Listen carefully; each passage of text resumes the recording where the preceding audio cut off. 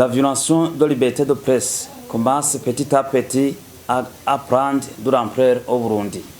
L'Aristote condamne avec sa dernière énergie toutes formes de violation de la liberté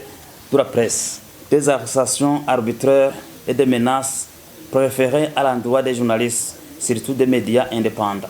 qui s'observent dans le pays. Restreint davantage l'espace civique pour rappeler le droit d'expression et le droit à l'information sont garantis par les textes nationaux et internationaux. L'Aristote, association de lutte contre le chômage et la torture, organisation de la société civile burundaise, œuvre dans le domaine des droits de l'homme en général et la lutte contre la torture en particulier, voudrait porter à la communauté internationale ce qui suit. En date du 29 mai 2024, le commissaire du marché de Ruvumera et la police ont interdit aux journalistes des médias privés de couvrir la réunion d'apaisement Keri Kebaseka, tenue à l'endroit des commerçants après des informations sur les grenades posées dans son marché. Il a séparé les médias privés des médias publics, mais ils se sont solidaires. L'Aristote est aussi fortement préoccupé par des cas de menaces et de harcèlement qu'ont subi le journaliste du groupe de presse Iwachu, Noël Manirakiza, dans la soirée de mercredi, le 23 mai 2024, par le commissaire provincial de la police d'Octega vers 23h de nuit. Le colonel de police Evariste Haboniman lui a pris son sac contenant tout son matériel.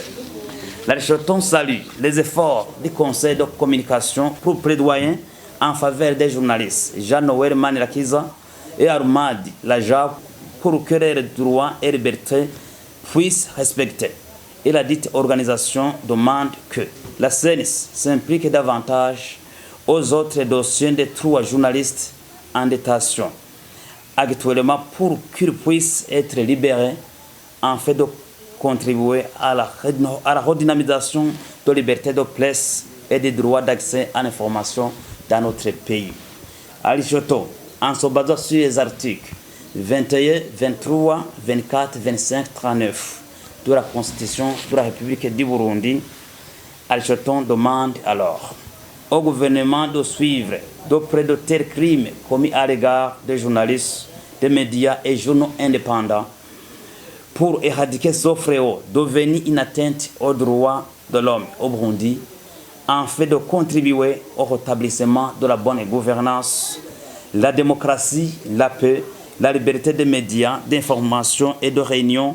ainsi que de l'espace civique pour que les élections de 2025 soient libres,